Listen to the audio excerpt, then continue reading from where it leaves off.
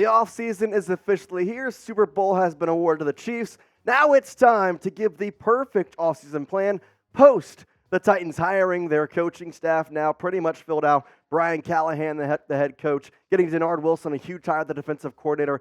Now we talk about what's next for the Tennessee Titans and how Ran Carthon can really build on what he's already done. And if you want to build here on Titans today, well, guess what? You got the opportunity to do that by hitting that subscribe button down below. We're on the road to 9,000 subscribers. So guess what?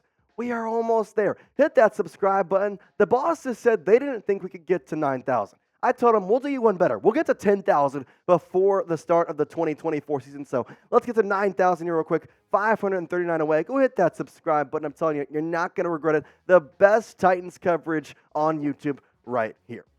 Let's talk about these offseason moves that they've already made, like I said, post-hiring their coaching staff. These are the three guys, and they're pretty good in my opinion. Brian Callahan, who was the offensive coordinator for the Bengals.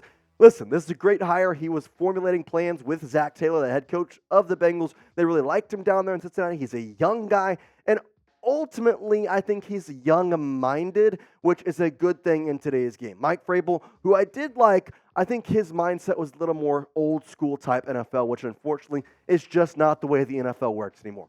Denard Wilson, home run hire number 2. I love this. He was actually going to be the Ravens defensive coordinator, and somehow the Titans pulled him away from the Ravens, hired him the same day that Mike Macdonald, the former Ravens defensive coordinator, signed as the head coach for the Seattle Seahawks. Obviously, then you promoted Ran Carthon as well, make him a really head guy, and to really hopefully boost this team just 1 year after he became a general manager. So always good ways to start off here.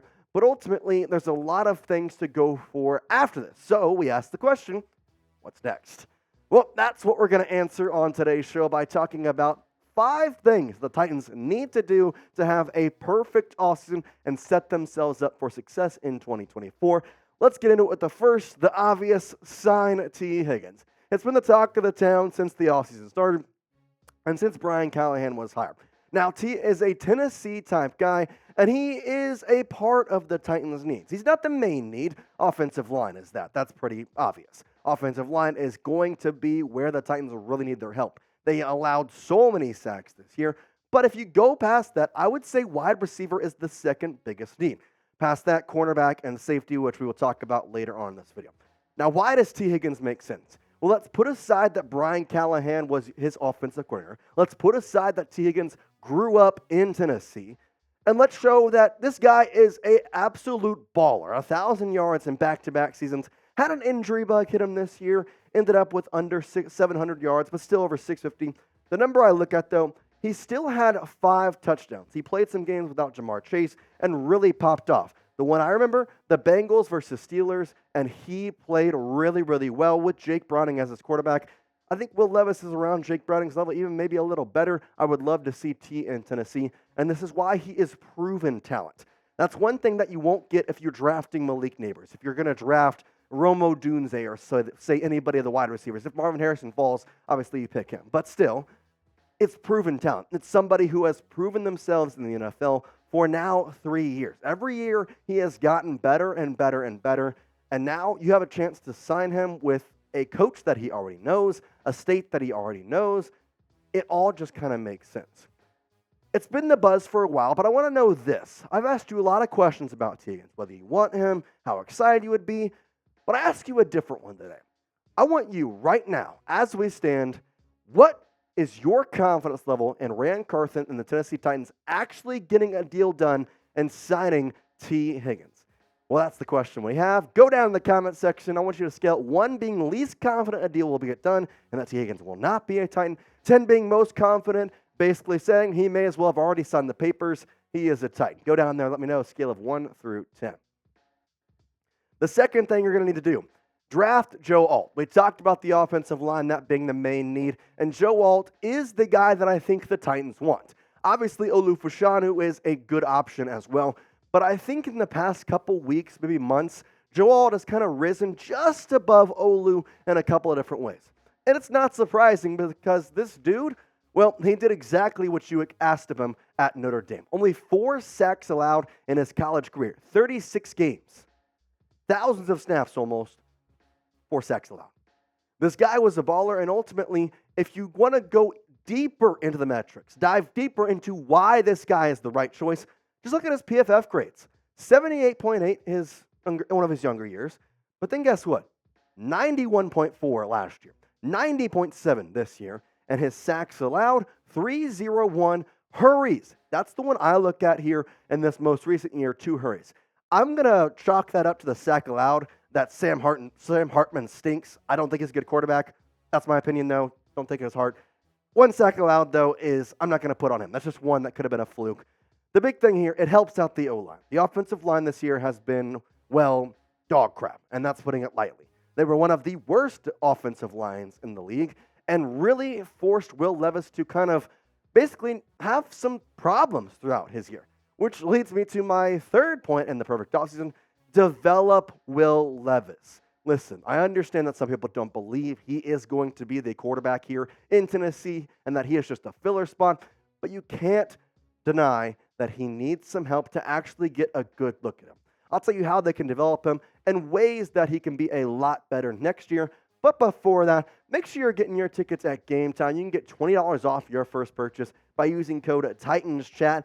GameTime is the fast and easy way to buy tickets for sports, music, comedy, and theater events in your area. And you shouldn't have to worry about buying tickets to your next big event. And GameTime, well, guess what? They'll give you the peace of mind when buying tickets with their best price guarantee. GameTime's going to take the guesswork out of buying tickets. You can go watch some Nashville Soccer Club. You got the Predators still playing. Laney playing tomorrow night. Still a couple tickets, I believe, available on GameTime. And you can get $20 off. You're looking for something to do tomorrow night. Guess what? You got a couple different options, so go check them out. Titans Chat. Use that in the redeem code section for $20 off your first order. GameTime is obsessed with finding ways to help you save money, by the way. They have these things called zone deals where basically they're going to pick a section. You pick a section, and they're going to get you a row and a seat for 18% of savings. Take the guesswork out of buying tickets with GameTime. Download the GameTime app, create an account, and use code TitansChat for $20 off your first purchase. Terms apply. Again, create an account, redeem code TITANSCHAT for $20 off. Download GameTime today. Last-minute tickets at the lowest price guarantee.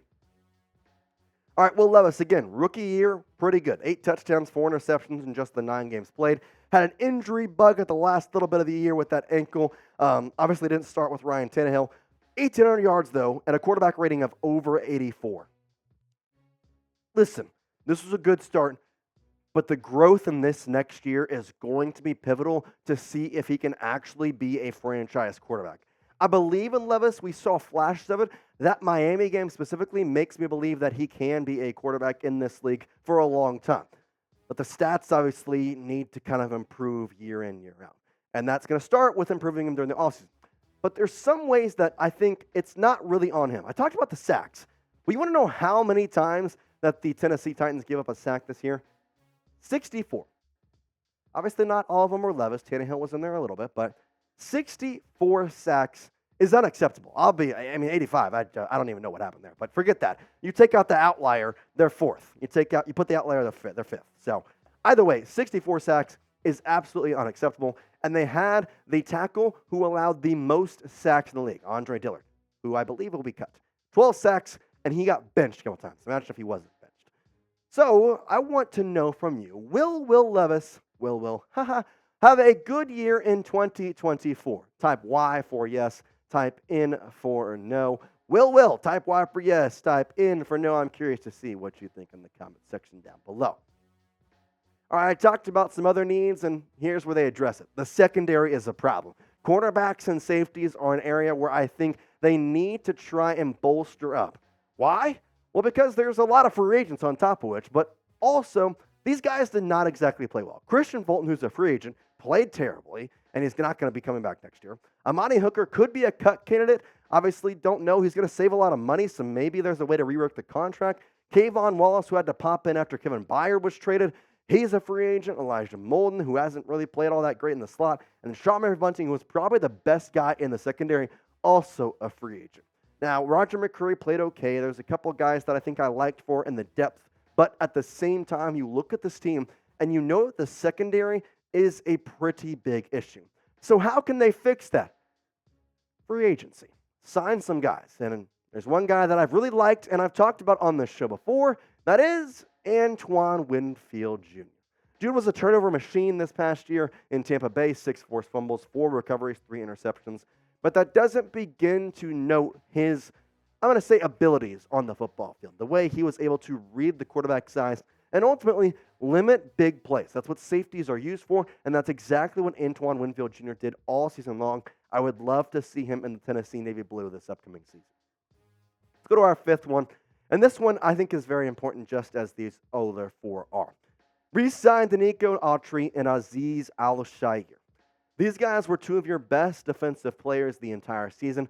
And for Autry's sake, you pair him up with Jeffrey Simmons, it could be a deadly combo. Obviously, Simmons got hurt for the back half of this year, and so it allowed Autry to kind of become that main defensive lineman. He didn't miss a beat. 11.5 sacks this year, cracking his career high in a season. He had 9 2 years ago. He had 8 last year. This guy has been a sack machine for the past 3 years with Tennessee, and you need to keep him in Tennessee. Why? Because of exactly what I just said. Jeffrey Simmons, Denico Autry would be an absolutely amazing duo. Honestly, in some ways, rivaling some of the best defensive lines in all of the National Football League. You talk about Nick Bosa and Chase Young. Denico Autry had a lot of sacks. And guess what? He had the same amount of Nick Bosa this year. That's how good he was. Autry had 10.5 sacks. Bosa, 10.5 sacks. So ultimately, I think you got to try and get him because that's an important part for the defensive line.